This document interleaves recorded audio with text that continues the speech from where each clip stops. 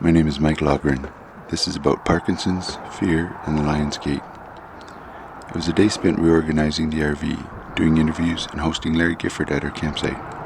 All the while, Vancouver's Lion's Gate Bridge loomed behind us. We drove over it to get to our campground. When we crossed, I was uncomfortable with the height of the bridge, the height of sitting up in the Winnebago, and my absolute fear of heights. It played on my mind throughout the day when I found out that the route in the morning would begin by riding over the bridge.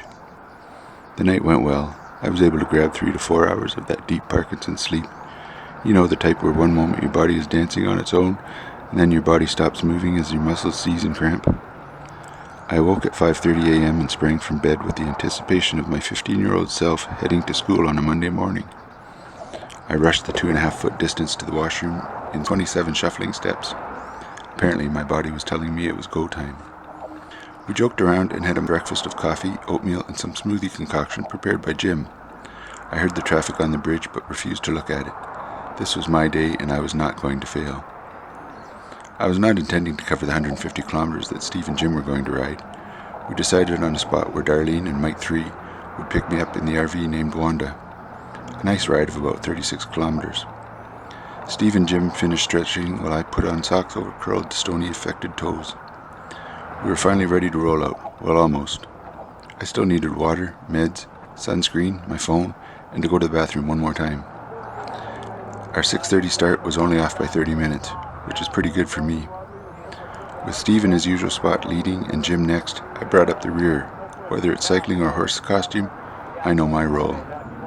As luck would have it, there was a ramp for cyclists and pedestrians that took us right up to the start of the bridge. No time to back out, no time to get a body working and less stiff, no time to call my mother. Steve was probably halfway across the Lion's Gate Bridge before I was even on it. I slipped into a low gear, put my head down and rode. I got into a rhythm.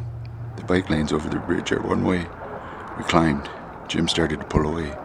I quickened my pace and settled into a chant of, "Catch Jim, catch Jim." I ignored the ground and then the water as I recited, "Catch Jim, catch Jim." I was gaining. Catch Jim, catch Jim. I was almost 3/4 of the way up the bridge. Catch Jim, catch Jim. I was doing it, conquering my fear. What was I so worried about?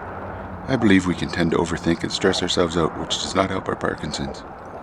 Ring, ring, on your left. Reality returned, and I veered to the right. The 4-inch gap at the bottom of the rail became 4 feet. I had to grab the top of the railing, which at other times might be about chest height with me on my bike. Now it seemed I was reaching down to my knees and almost dangling from the bridge. So it seemed.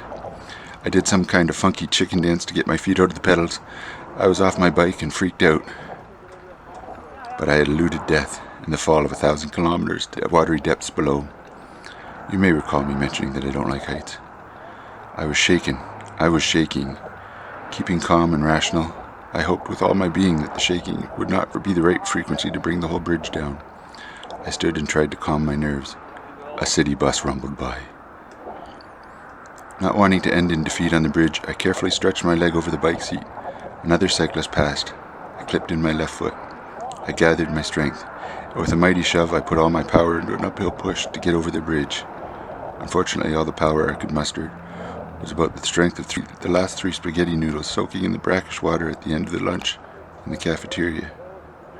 I went nowhere. I got off my bike again and shook some more. Jim, having had the cyclist go past, thought it may have startled me. He turned and looked at me and knew he was right. Steve, well, he was nowhere to be seen on the other side of the bridge. Jim returned to me and took my bike and walked to the top. I proceeded up again, visibly shaken with my shuffling short steps in my cleated shoes. By the crest of the bridge, Steve had returned to us. Between Steve and Jim, they were able to extract me from the Lion's Gate Bridge without calling for any first responders. Once on solid ground, and with Steve already gone again, I advised Jim that I was going to return to the RV. I had already held them up, and they still had 148 kilometers to travel today. Jim agreed, although I know both Jim and Steve would forego the task as neither of them are comfortable abandoning riders on the road. I convinced Jim I'd be okay, and off he rode. I then sat there to calm my shaking body, freaked out mind. I sat for 15 minutes, assessed the situation, and sat for 15 more. There was no convincing myself that I could walk back, let alone ride across. So I texted the cavalry and was met with silence.